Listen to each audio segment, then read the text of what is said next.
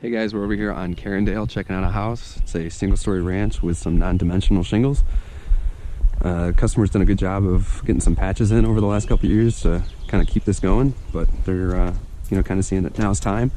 A couple of things, so no big deal, but we've got some felt ran up on the eaves, so that's gonna be a big benefit once we get the ice and water shield in there. A couple small things, obviously electrical overhead. Right here where we're accessing, it does feel a little soft in a couple of spots. Might just be some deflection, but otherwise, like we talked about, we'll have a couple sheets included in the project. Just a little bit of breakdown on the edges, nothing major. Obviously the cap is missing right here from the ridge, but it's good to see it installed. Over on this side of the home, a couple of things going on. Boots look like they're still in pretty good shape. I'm assuming they got replaced not that long ago. Ridge cap, same kind of a thing. Pretty well beaten up just over the years. Probably somebody going through and making sure they got it repaired properly and all that good stuff. Starting to have some shingle blow off, pretty normal.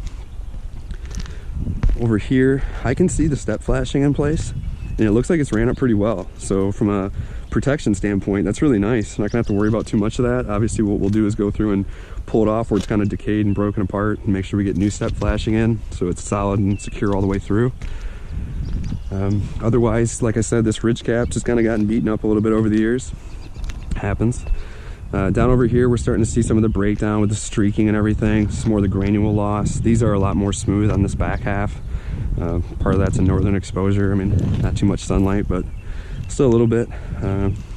Chimney right here is going to be a little tricky, right up on the ridge like that, but nothing we can't work around, so it won't be anything major. Good to see that rain cap.